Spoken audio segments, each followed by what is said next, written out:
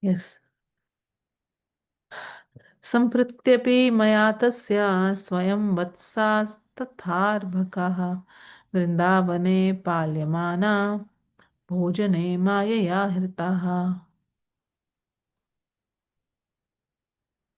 And recently, by my magic, I stole the calves and young friends the Lord was watching after in Vrindavan. I took them all away while the boys were having lunch. Commentary. In Brahma's opinion, this last offense, his own, was worse than all the transgressions committed by the other demigods. While Krishna was enjoying lunch with his friends in the sacred forest of Vrindavan, Brahma disturbed him by stealing the cows and boys Krishna was personally protecting. Resorting to mystic power, Brahma removed them from Krishna's presence and hid them in a cave. So I guess, Prabhuji, the commentary flows directly to this next shloka, you know. Uh, so Is it? he, Yeah. Yeah, yeah, uh, yeah, the- yeah, yeah, yeah, yeah, yeah, yeah. yeah, Commentary flows to the next shloka. yeah, Can we go to the 74th commentary, Mataji? Go to 74 commentary. okay. There may be some, there could be some, There's no commentary there. okay. Oh, these are just some summarization, right? Come down, Mataji, come down to 75. Okay, Mataji, what's it? This answers the question, right? Look at this. Look at the previous flow. This answers the question. Please go on to the previous one, Mataji. 74. Yeah. 74. Let's go to 74, go to 73, 72. Look at all those things. Look at that. So, what is happening is that he's summarizing all of that in the purport to Okay. 75. Uh, That's what is happening. Rukmini okay. Harisinimati. Can you see that? Yes, yes, yes, So, Prabhuji. in there, that's why the last he speaks about Kuvera. So, last he speaks about Kalia. Because 75th verse speaks about Kalia. And so, what is happening is he's summarizing all the previous verses. And finally, the Hmm. last paragraph of the purport, he speaks about Kalia. Yes. Is it okay now? Now it's clear. It's good. I mean, for me, at least became quite clear. Yeah. Is it okay, Mataji? Rukmini Harisani Mataji. Understood? Yes, Prabhuji. Okay. Yes, Okay. Prabhuji. Thank you so much. Thank you for Radha Kishore Mataji for observing that the purport flows into the text. So that's what made me look back. Okay. ततो वीक्ष्य महाश्चर्यं भीता स्तुत्वा नमन्नपि धृष्टोऽहं वञ्चितस्तेन गोपबालकलीलया. I then saw some most amazing wonders and became frightened. Offering prayers and bowing down to the Lord, I thought, I'm so arrogant. But now, in his pastime as a cowherd boy, he has tricked me. Krishna arranged commentary. Krishna arranged for Brahma to see that he had continued playing with the boys and calves for a whole year, even after Brahma had supposedly kidnapped them. Brahma saw each of the boys and calves assume the spiritual form of the personality of Godhead, each holding within himself all the universes. Suddenly realizing the seriousness of his offense, Brahma became afraid. He thought himself arrogant because he had now dared approach with prayers and obeisances the Lord he had repeatedly offended. Brahma focused his mind on Lord Krishna, standing before him as a small cowherd boy, holding a handful of chipped rice and yogurt from someone else's plate. And Brahma was astounded. The Lord had defeated him. And now the Lord was not even responding to his prayers. Text 78. तस्य स्वाभाविकास्याब्ज प्रसादेक्षण मातरा मात्रतः हृष्टा स्वयं बहुमन्य स्म तत्प्रिया व्रजभूगतेः. Simply by the spontaneous glance of favor upon me from his lotus face, I became joyful. I realized how fortunate I was to have visited the land of Vraja, which is so dear to him. Commentary. Narad might wonder how everything seemed all right with Brahma so soon after Brahma's blunder and embarrassment. How was he now sitting happily in his own abode? One answer Brahma gives here is that he at once felt the purpose of his life fulfilled just by seeing the Lord's ever smiling face. And he had also received the rare opportunity to stay a short time in Sri Vraj Dham. Vraj is the most sacred land, and Krishna is the only shelter of its residents. Thus, Brahma felt that after having mistreated the calves and the cowherd boys of Vraja, it was best for him to leave quickly and go back to Brahmaloka. Braja is the most sacred land, and Krishna is the only shelter of its residents. You know, so when we say this, it just does not mean shelter means uh, when there is difficulty, he is the shelter. That is not the meaning here, actually. When it says Vraja is the most sacred land and Krishna is the only shelter of its residents, does not mean when there is trouble, Krishna is the only shelter. That's not what it means. It means that in every moment of their lives, they are fully dependent on Krishna by trying to please him. That's what it means. They have no other desire in their life other than to please Krishna favorably. That's all they have. 24 hours. So they take shelter only in that desire to please Krishna. That is the meaning. Taking shelter in the desire to please Krishna unconditionally. That is the meaning of taking shelter. Taking shelter means taking shelter in the desire to please Krishna. Uh, what do you call it? Unconditionally, all the time. And not just they have the desire, but they also carry out the desire. Okay, please go ahead. तत्रा तत्रात्मनश्चिरस्थित्या पराधास्युर इति त्रसन् अपासरं किम् अन्यस्तन् निजा सौभाग्यवर्णनय. Fearing I would commit more offenses if I stayed there too long, I then went away. What else need I tell you about my ill fortune? Commentary. Vrajabhumi is the place of the Supreme Lord's intimate dealings with his dearmost devotees. Materialistic persons should not stay there longer than a few days, long enough to gain transcendental benefit from contact with the holy Dham, but not long enough to become offensive towards the Dham and its residents. Brahma, thinking himself one of the ordinary conditioned souls, had returned quickly to his own place. Now he had nothing more to say about his own shortcomings, since he felt he had adequately refuted each point of Narada's praise. अथ ब्रह्माण्डमध्यस्मिन् तादृन्निक्षे कृपास्पदम् विष्णो किन्तु महादेव एव ख्यातः सखेतिया. In fact, in this universe, I see no object of Lord Vishnu's mercy equal to Mahadev Shiva. He is famous as the dear friend of the Lord. Commentary. Other than Lord Shiva, everyone in every part of the universe, upper, middle, and lower, is imperfect. Although certain persons like Prahlad will be described later in this book as greater devotees of Krishna than Lord Shiva, strictly speaking, they are not residents of the material world. Because the character of a devotee like Prahlad is untouched by material contamination, anywhere he resides is spiritual.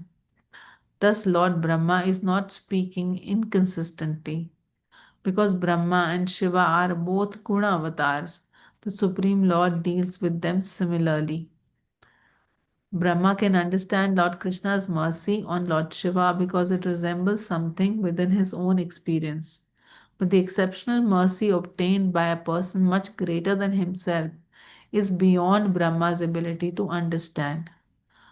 Only things in some way similar can be meaningfully compared as greater and lesser.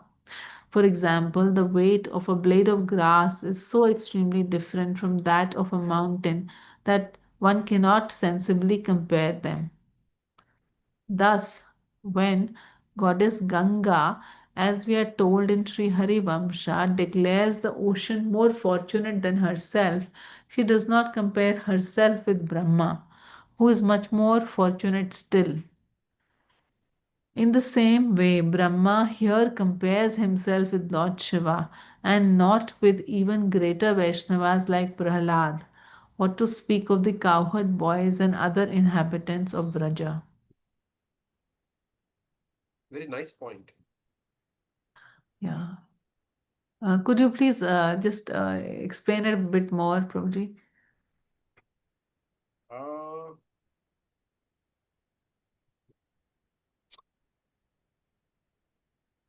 so, Srila Bhaktisiddhanta Saraswati Thakur, he says that during his Vyasa Puja, he says that I'm sitting on this Vyasasan, and you may be thinking, what kind of a brute? Brute is an animal, actually.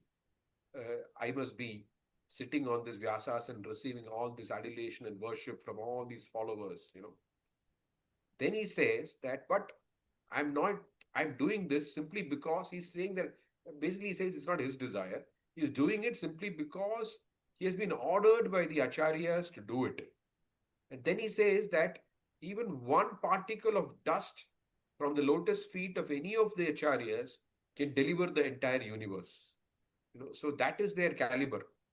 So the point is that there is no comparison between uh, a sadhaka and someone who's attained bhava and prema.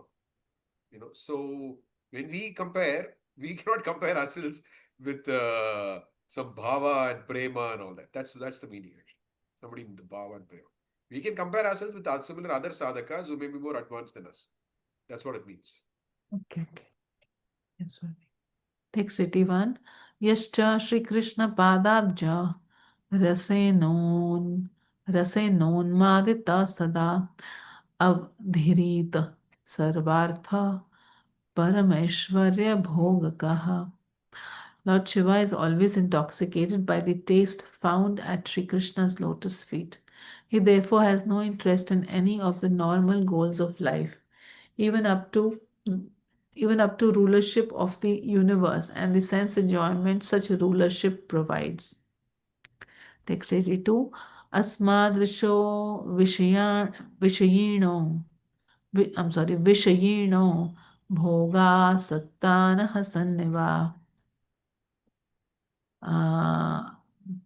Dhushturar Kashti Maladrik Nagno Bhasmanulepanaha.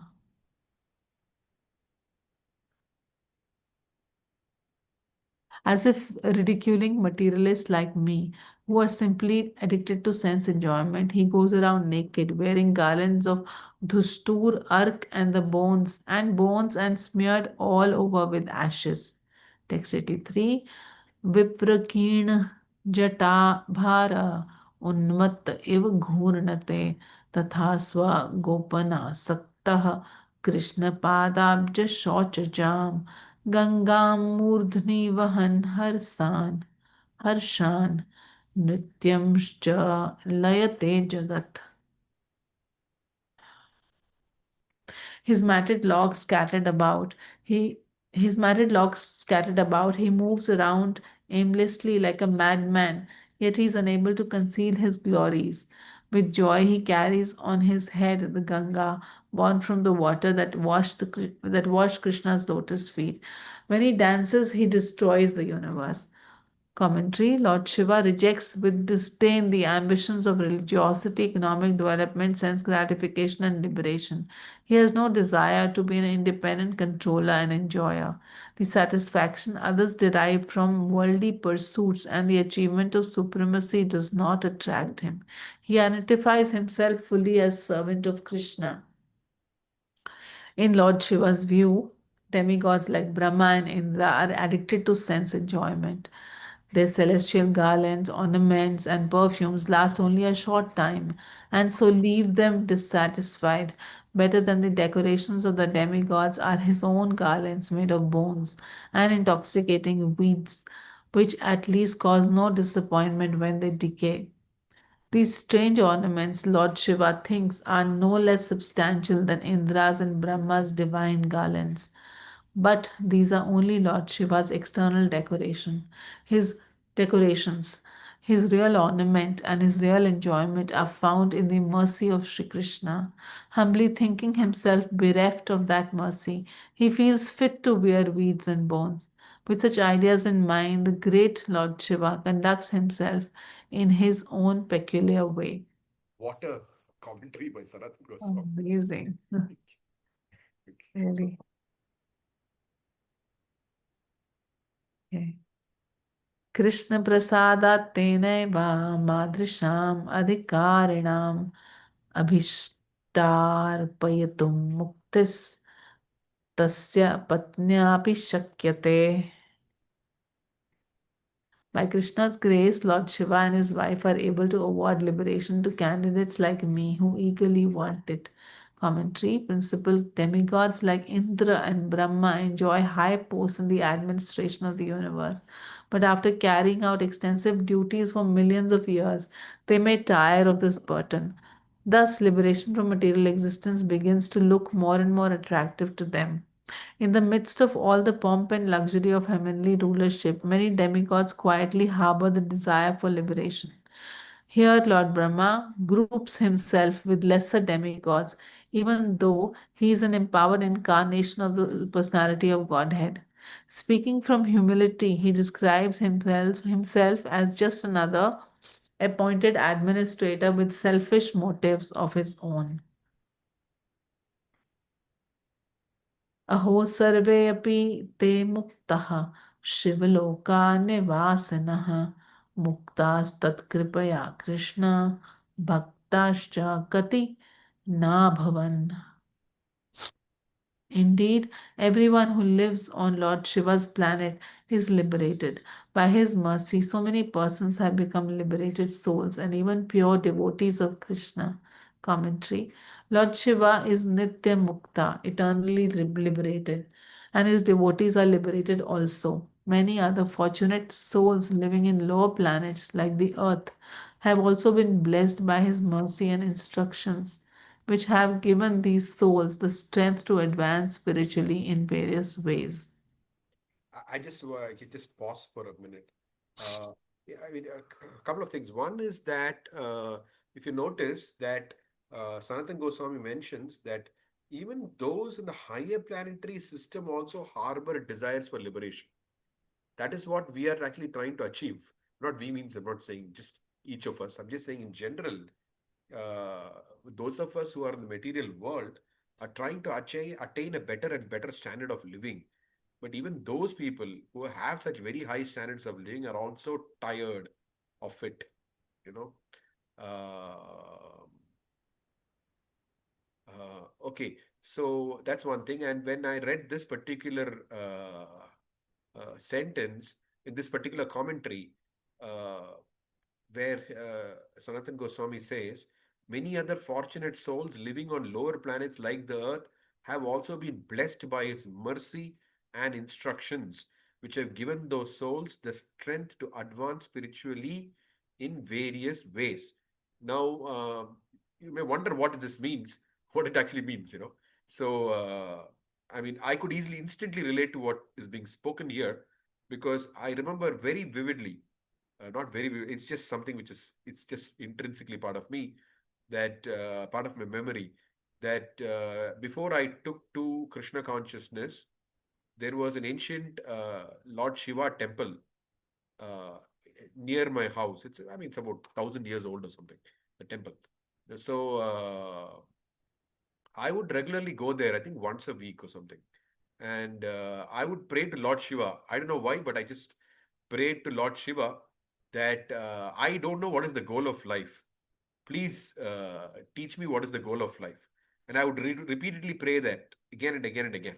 So whenever I read this, I just think that this is a fact that many other fortunate souls living on planet like the earth have also been blessed by his mercy, which have given these souls the strength to advance spiritually in various ways. Uh, Prabhuji, there are many devotees who've shared like this, how they received the mercy of Lord Shiva. And they one which I also vividly remember was a devotee. Is a devotee, is now an initiated devotee. This Mataji, she's a doctor, and she happened to pass by the temple, and one time, and I met her outside. Actually, I was going out, and there was a DYS course going on, and I just invited her to come inside the temple and attend that. And later, she shared with me that she had had a dream. She was a worshipper of Lord Shiva throughout, and she had had a dream where a huge deity of Lord Shiva was standing next to our temple, ISKCON Badshapur temple, and he was telling her, pointing to the temple, "You should go here." Right. Yeah, yeah. And also like that, Prabhuji, a couple of devotees Rukmini Krishnarani Mataji is also here. I think she's also had a lot of blessings of Lord Shiva, and that is how she could connect to, Krishna consciousness so nicely and easily. Yes, Mataji. Yeah. So So maybe you, you you, can also share. She was observing ratas Uh, and offering nice bhoga to Lord Shiva. yes, Prabhuji, I'm unable to switch on the camera. I was a devotee of Lord Shiva, but was not asking for anything as such. So somehow the other, I met Radhakishwari Mataji and we got connected. And I think when we go to Lord Shiva without any material intention or something like that, then he gives us this goal, which is the most superior one and the goal of life, which we were discussing today. interesting point. I'm so Interesting. sorry. I'm not able to switch on my camera today. I have people over here I think it's an at my interesting point that place. you made because I was just thinking the similarity. Even I never used to wear, I mean, I don't know why or what, but I would go to some other temples to pray for material benefits. But somehow Lord Shiva, I never asked. I just asked him, please show me what is the goal of life. So I mean, there should be, I think that by his very presence, he doesn't, what's it, invoke the desire to ask for anything material, somehow or the other. Yes, Okay. Yes, Prabhuji. Yes. okay. So. Mataji, you could also ask that Mataji, when you say deity of Lord Shiva, what does it mean? It means Shivalinga or actually a Murti The of Lord Shiva? Murti. Oh, okay. Murti. Yeah. Because Murti of Lord Shiva is very uncommon. It's not like, In this part of the world, we have so many big, big murtis. really? Like, Yes, huge murtis we have. Um, we have one on the road that takes us, the MG road, which takes us to Gurgaon from Delhi. okay. Huge deity, and we have also have now they have now as in later they also constructed deities of Radha Krishna and apparently Sitaram also, I'm not sure. But they have a huge deity of Shiva and also a few other places in Delhi. Around this place, they have big So deities. in traditional temples, like for example, I mean, I think Vrindavan also you have a deity of Shiva which has come up now. But I'm Yeah. talking about, I mean, temple worship. Are there, other than Shivalingas, you have also deities in temples? Uh, yes, Prabhuji, we have all whole Shiv Parivar in some temples. Shiv Parvati, maybe Ganesha also. Yes, we have Interesting. seen. Yes, Okay, we can go ahead. yes. 86. 86. कृष्णाच्छिवस्य भेदेक्षा महादोषकरी मता आगो भगवता स्वस्मिन् क्षम्यते न शिवे कृतम्. To consider Lord Shiva different from Krishna is a serious spiritual deviation. The personality of Godhead tolerates offenses against himself but not against Lord Shiva. Lord Shiva is described as a recipient of Lord Vishnu's mercy, but that does not mean that the two lords are different from one another, in the same way that Lord Vishnu differs from the Jivas. The Padma Puran includes that Namaparad Bhanjan Stotra, a list of 10 offenses against chanting Lord Vishnu's name. Therein it is said, शिवस्य श्रीविष्णोर्य इह गुणनामादि सकलम् धिया भिन्नं पश्येत् स खलु हरिनामहित Harinamahit Karha. One who sees differences between any of the Lord Shiva's qualities and names and those of Sri Vishnu is an antagonist to Harinama. Padma Puran, Brahma Khand 25:15. Lord Vishnu cannot tolerate offenses against Lord Shiva, and because Lord Shiva is the greatest of Lord Vishnu's empowered incarnations, Lord Shiva is especially empowered to distribute the material world the elevated taste of pure devotional service.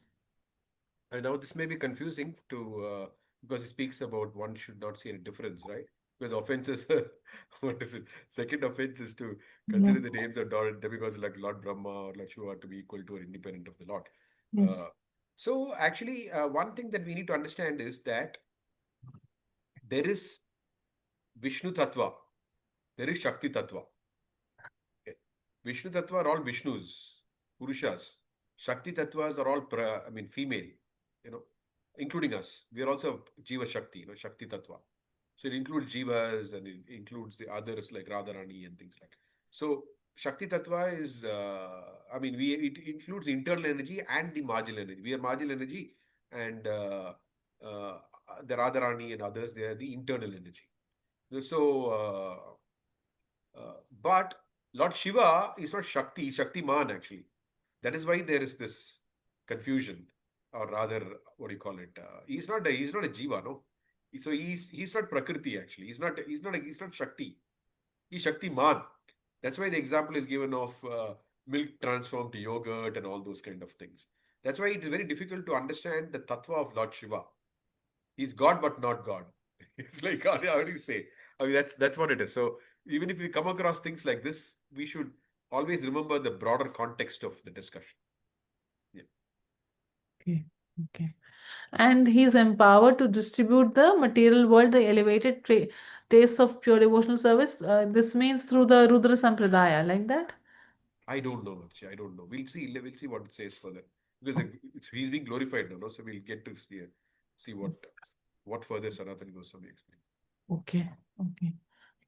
Could you scroll up, Mataji, please? Yeah. शिवदत्तावरोन्मत्तात् त्रिपुरेश्वरतो मयात् तथा वृकासुरादेश्च सङ्कटं परमं गतः शिवसमुद्धृतोऽनेन हर्षितश्च वचोमृतये तद् अन्तरङ्गसद्भक्त्या कृष्णेन वशवर्तिना स्वयम् आराध्यते चास्य महात्म्या भरसिद्धये. When Maya the Maya पढ़ेंगे कि मया पढ़ेंगे, क्या पढ़ेंगे Maya, Prabhu? Maya. Maya. When Maya, the master of Tripura, grew intoxicated with pride by Lord Shiva's benediction and placed Lord Shiva in danger, and when Lord Shiva was troubled by other demons like Rikasur, the Supreme Lord saved him and encouraged him with nectarian words. And sometimes, to broadcast Lord Shiva's glories, Lord Krishna takes the role of his subordinate and worships him with intimate devotion. Commentary. Lord Shiva once empowered uh, Maya Danav to construct for the demons of Tripura a well of heavenly nectar that could revive the dead. On another occasion, Lord Shiva granted Vrikasur the power to crack anyone's head into pieces by merely touching it with his hand. Lord Shiva also granted great strength and influence to demons like Ravan. Each of these demons became intoxicated with his acquired perfections and created trouble for Lord Shiva. Maya made it difficult to destroy Tripura. Vrika tried to test his power on Lord Shiva's head, compelling Lord Shiva to flee for his life, and Ravan moved Kailash mountain from its base. Each time Lord Krishna came to save Lord Shiva, he drank up Maidanav's well, beguiled Vrika into touching his own head, and as Sri Ramchandra killed Ravan with bows and arrows. These famous episodes, briefly alluded to here, are elaborately described in various scriptures, including Srimad Bhagavatam. Brahma points out that although Lord Narsimhadev had rebuked him, the Supreme Lord did not treat Lord Shiva's offenses the same way. Instead, responding to Lord Shiva's remorse, the Lord generally tried to encourage him, saying, for example, about Vrikasur, Aho Deva Mahadeva Papoyam Swena Papmana Hata Konu Mahatsvisha Jantur Vaikrit Kilbishaha Shemi Syat Kim U Vishveshe Kritagasko Jagat Kurau. Just see, O Mahadev, my lord, how this wicked man has been killed by his own sinful reactions. Indeed, what living beings can hope for good fortune? If he offends exalted saints, what to speak of offending the Lord and spiritual master of the universe? Bhagavatam 10:18, 10:88, 38, and 39. The Supreme Lord, in his incarnation as Parshuram, worships Lord Shiva in loving reciprocation by advertising Lord Shiva's greatness. Also, Bhagwan Ram worships Lord Shiva. Yes, Rameshwaram. Rameshwaram, yes. No, I think Mataji, there are different things that are happening there, you know. Uh, just a sec, Mataji. Sorry. I don't know why. Normally, when I call and some call comes, it doesn't ring here. I don't know why. What is happening? I, just give me a second. I need to mute this call.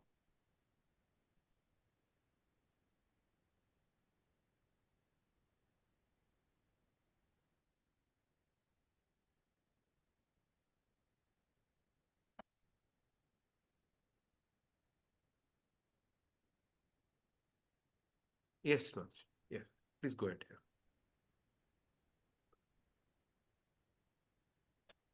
Hare Krishna. Next shloka, Mataji. 8990. Yeah.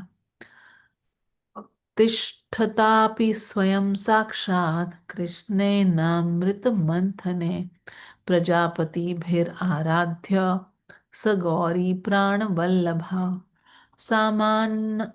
समानाय विषं घोरं पाययित्वा विभूषितः महामहिमा धाराभिरभिषिक्तश्च तत्स्फुटम्.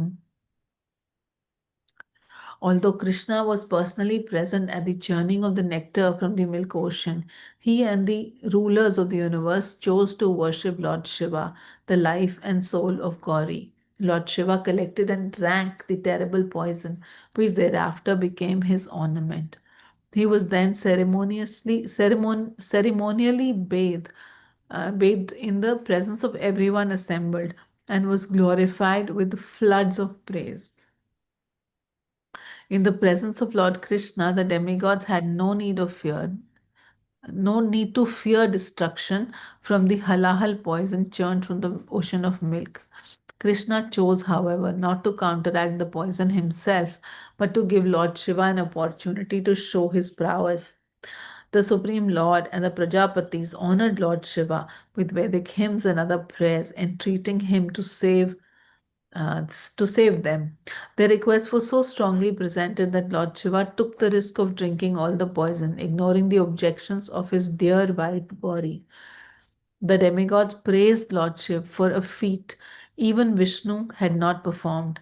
From then on, the blue marks made on Lord Shiva's throat by the poison became renowned and as his unique ornament.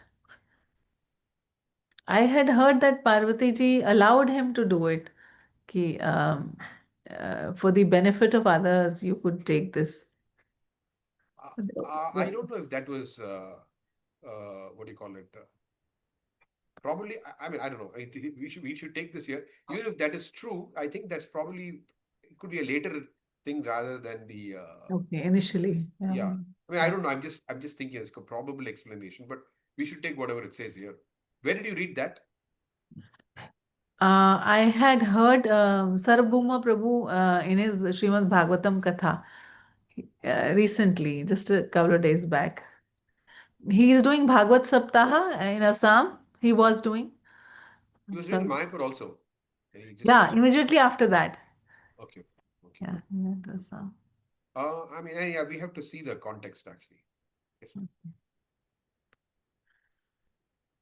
पुराणान्ये एव गायन्ति दयालुत्वं हरेर्हरे ध्यायते हि त्वयाप्येतत् परं च स्मर्यतां मुने. The Puranas sing of Lord Hari's compassion towards Lord Hara. You surely know all this and more, O thoughtful sage. To recall these glories, you need only exercise your memory. Commentary. Lord Hari's attitude towards Lord Hara is something like father's affection for his son. Narad can remember other instances of Lord Shiva's displaying his glories. For example, when he blessed Lord Krishna to have an excellent son, Samba. Shri Parikshit Vacha Gurum Pranamya Tam But you Gantum. can just go back there. Can you just go back? Who's the father? Who's the son? Yeah, I also got confused here. Hmm. Uh, Lord Hari's attitude towards Lord Hara is something like the father's affection for his son. It means Hari is like the father, right? Hari is like the father, but here we can Yeah. see Lord Shiva giving benediction to Yeah. Krishna. Uh,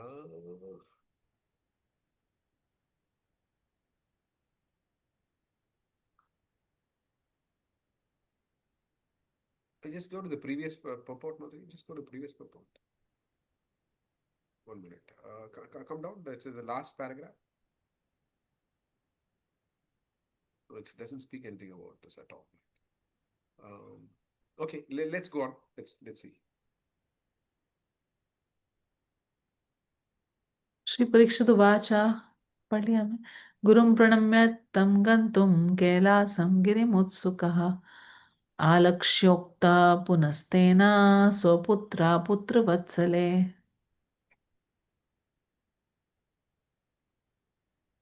Shri Parikshit said, O dear mother, affectionate protector of your son, Narad.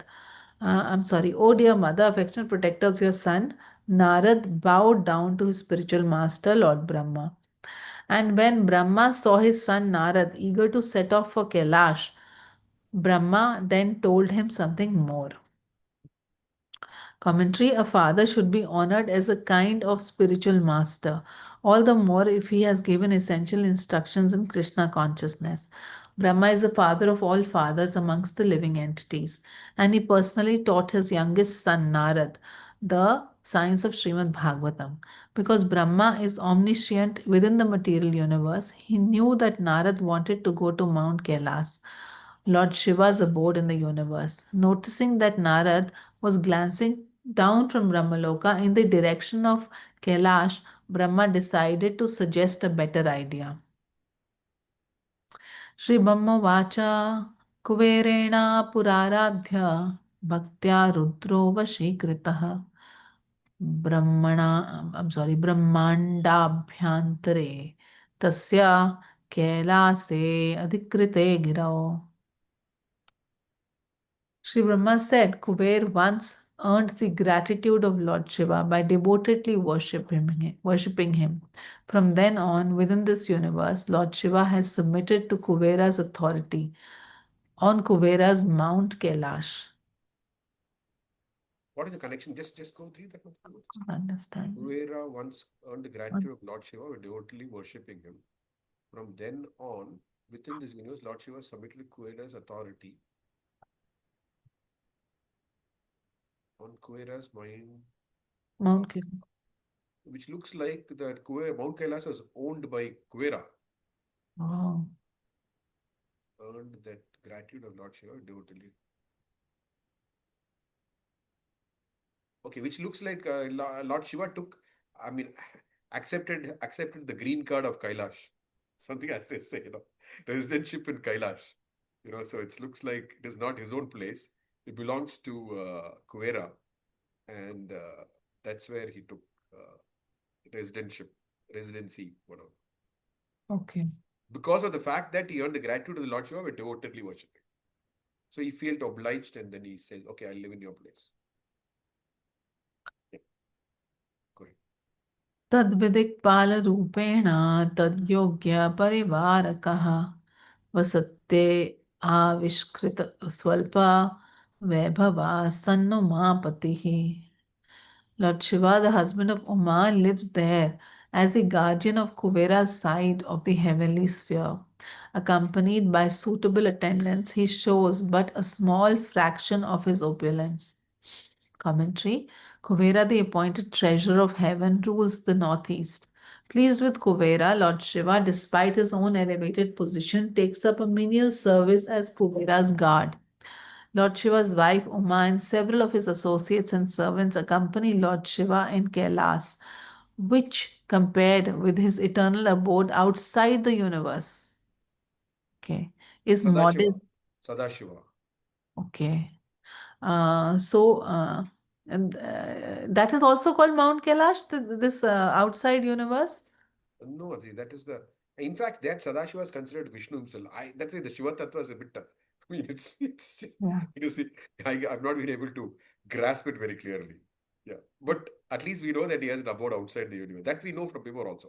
But the only confusion that I have is that's considered that Shiva is considered not different from Vishnu. Anyway. Uh, So that abode is near Virja River. That's what you understand between between the spiritual world and the material world. Was it somewhere like No, that? that's why I don't want to speculate. Because there is Sadashiva lives in the spiritual world also. That's referred to as spiritual world. So anyway, I'll have to look that up. It's a long time since I brushed up my thing about it. I'll have to look it up. Okay. So here it is being said that Lord Shiva's wife. um I'll read this again. Pleased with Kubera Lordship, despite his own elevated position, takes up menial service at Kubera's guard. Lord Shiva's wife Uma and several of his associates and servants accompany Lord Shiva in Kailash, which compared with his eternal abode, okay, outside the universe, is modest in opulence and entourage. Brahma implies if you go see Lord Shiva on Kuvera's Kailas, you will not be able to understand fully how much greater Lord Shiva is than I. Okay. Whether this Mount Kailash here is also, it is not very, I don't know if that, I mean, the sense that whether it is an earthly plane or not, it's not, I mean, I don't know what is the connection with the Kailash here and whether this is the same Kailash. Go He's ahead, man. saying this Kailas is in the universe. This Kailash is And in the universe. I'm not denying it. All that I'm saying is that whether this Kailash in the Himalayas is the same as, because people try go to Kailash, no. yes, yes. How can earthly beings go there? Ah, So I don't know what is the connection. Like for example, Hiranyakashipu was killed not on earthly planets. No, he was killed in the heavenly planets. But then you have in Ahobila the Stamba. So probably it happened in the previous Kalpa. So yeah, there are different things connected to these things which we may never be able to understand. Prabhupada has asked this question. Prabhupada said also that the Narasimha Lila happened on a higher planetary system. It did not happen on Earth. but we have so many evidences of it happening here, no? No, no. Where is the evidence of happening here? The description is not of here. No. We Uh, have what is said are, like for example, Ahobilam, there is the pillar from where Lord Narasimha appeared. It's a fact. But did he appear in this Kalpa? That nobody else said. No. oh, acha, that. Also, Narsimha Palli, where he washed his hands. Yeah, Matri, that is the whole thing. Where Mayapur Dham is spiritual world. I'm not talking about. Acha. Uh, I mean, this is like not different from Goloka. No, I'm talking other places on earth. Uh-huh. Uh, Could be. I mean, I see they're all holy places only. It's not that. I mean, not could be. They are holy places, uh, but whether they're, it's not that it's doubtful whether the Lord appeared from that pillar in Ahobilam. That's not the point. But whether that happened during this kalpa, we don't know. That's all. But Mayapur is not like that. No, that is not like, I don't know how to put it. Mayapur is, what I meant to say was, like, for example, something like Ahobila, example, mm, is a manifestation of Krishna's pastime somewhere. Okay. But, but whether it compares in the same way as Mayapur, which is like the Lord's own abode. You know, that I don't know. Like, for example, here you see the Lord Shiva is going and staying in Kailash. Okay. So I don't know whether these places are considered holy places by virtue of the Lord's pastimes, or whether they are replicas of a planet from the spiritual world. That's all that I'm saying. You understood, Madhuri? Yeah. Okay. Whatever it is, it's transcendental. Whether touched by the Lord or the Lord is living there, that's a different thing altogether. I'm not talking from that consideration. I'm just Uh-huh. talking whether these are embassies from the spiritual world or not. That's all. Okay.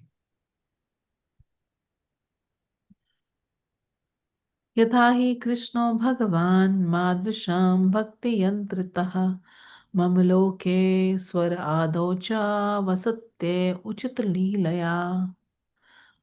Just as the personality of Godhead Krishna, brought under control by the devotion of servants like me, resides on my planet and in heaven and elsewhere, Lord Shiva lives in Kailash, displaying suitable pastimes. The Supreme Lord reciprocates with his best devotees in this world, Brahma, Kashyapa, and so on, by living with them personally in heaven, below heaven on the earth, above heaven on Maharlok and elsewhere. In each incarnation, the Lord appears with suitable pastimes, paraphernalia, family, and friends. Okay, can you just stop here? Okay, one more point that I wanted to mention was that, for example, there are some leelas which happen only in the uh, Goloka manifested on this planet, like Krishna growing up and all that. There's no such thing as Krishna uh, being born and growing up and things like that in the spiritual world. So there's no birth leela of the Lord. So like similarly like that, there's nothing called killing leela in the spiritual world. So that is why I had this thing confusion. But whereas, okay, for example, you could say Mayapur Narsimhadev, because it's considered eternal. That's a different thing. But when you talk about other places, whether every place is just like the equivalent of Mayapur or Vrindavan, that I don't know. That's all I was trying to say. You know. Yeah. Okay. Here. Okay. Go ahead. Go to this. Go to this purport. Go to the purport. Purport, Mataji. Purport. Yes, this one. Yeah. Yeah. The Supreme Lord reciprocates with his best devotees in this world, Brahma, Kashyapa, and so on, by living with them personally in heaven, below heaven on the earth, and above heaven on Maharloka and elsewhere. In each incarnation, the Lord appears with suitable pastimes, paraphernalia, family, and friends. So this is called avatar. The Lord uh, resides in these. Avatar means one who has descended from the spiritual world into the material world. The word avatar means one who descends. So, and the descent happens in every region of the universe. That is what is being shown here. It's not limited only to Earth. But on Earth, you have Krishna's embassy. It's like, how do you say? India is a big country, but the US embassy is only a few places, right?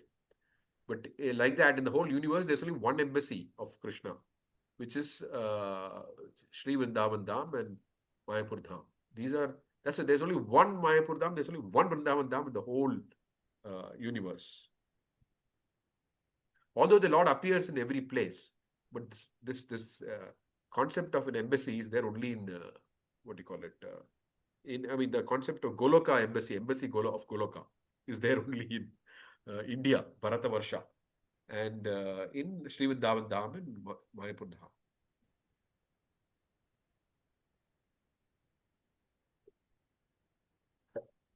अथ वायुपुराणस्य मतम् एतद्ब्रवीम्यहम् श्रीमहादेवलोकस्तु सप्तावर्णतो बहिः.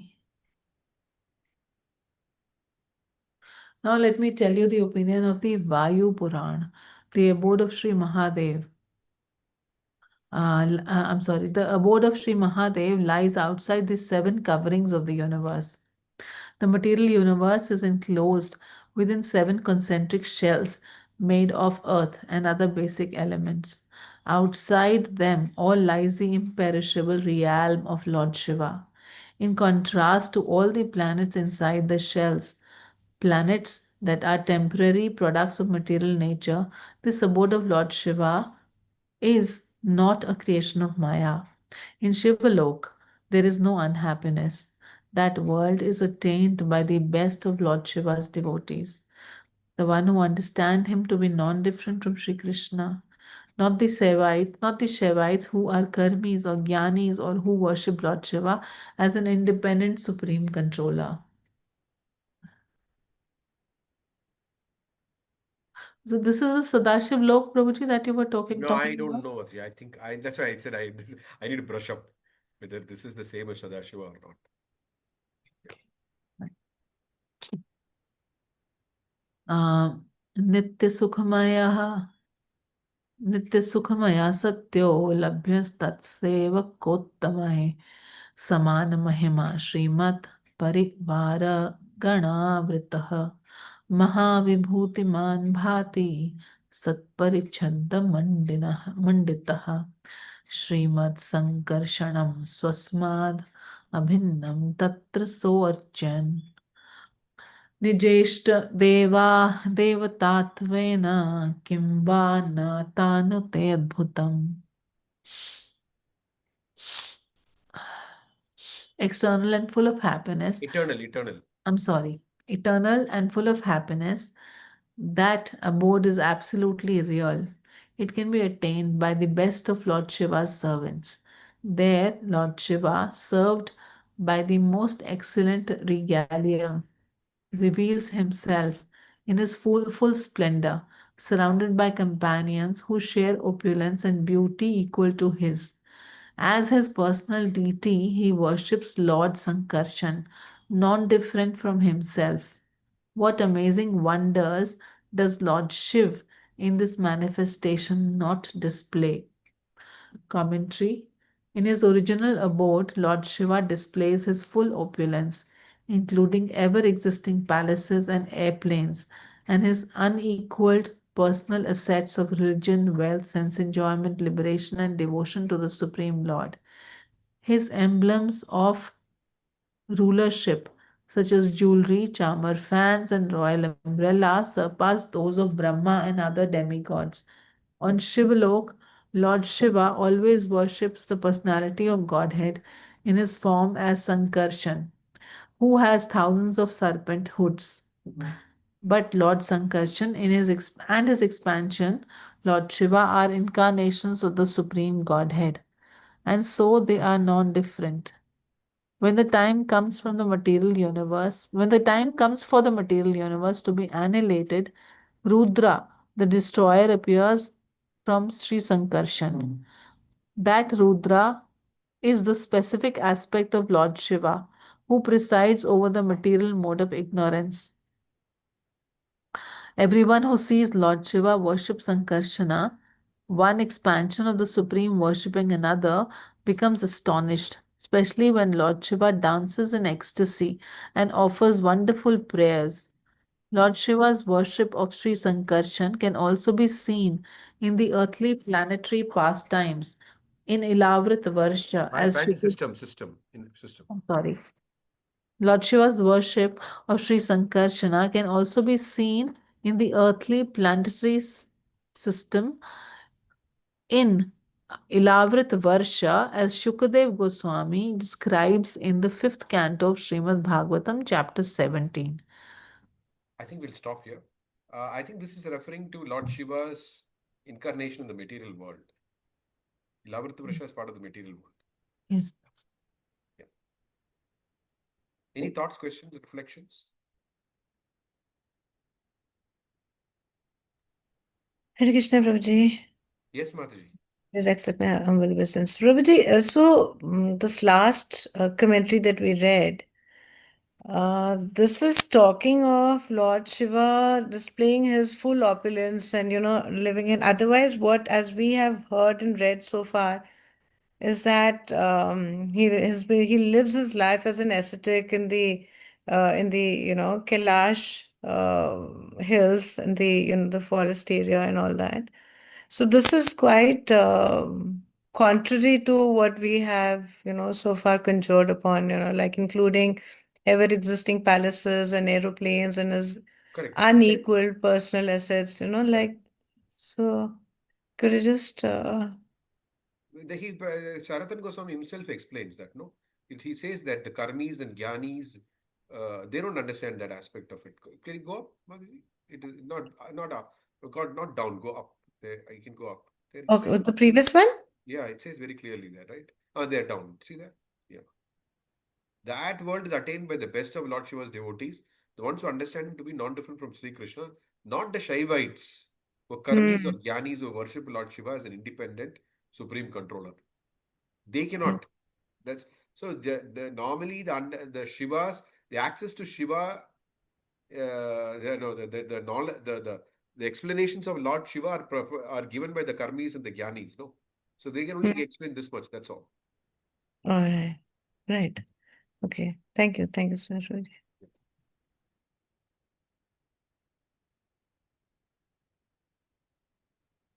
Okay, I think we'll stop here. We'll resume again next week.